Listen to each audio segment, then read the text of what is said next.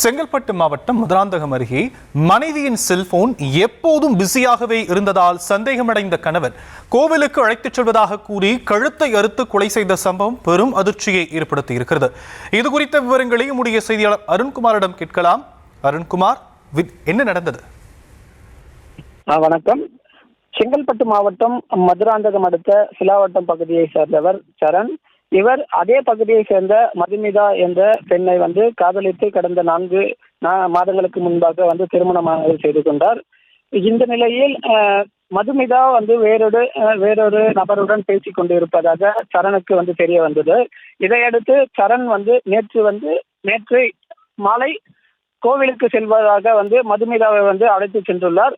அப்பொழுது மதுமிதாவின் கழுத்தை கத்தியால் அறுத்து கொலை செய்துள்ளார். இதையடுத்து சரண் வரட்டி காவல் நிலையத்தில் என் மனைவியை கொலை செய்ததாக சரணடைந்துள்ளார். இதையடுத்து வரட்டி காவல்துறையினர் சரணை கைது செய்து தற்பொழுது விசாரணையானது மேற்கொண்டு வருகின்றனர். மதுராந்தகம் அருகே காதலித்து திருமணம் செய்து கொண்ட தம்பதியர் 4 மாதத்தில் பெண்ணை கழுத்து அறுத்து கொலை செய்த சம்பவம் அப்பகுதியில் பெரும் பரபரப்பை ஏற்படுத்தியுள்ளது. விவரங்களுக்கு நன்றி அருண்குமார்.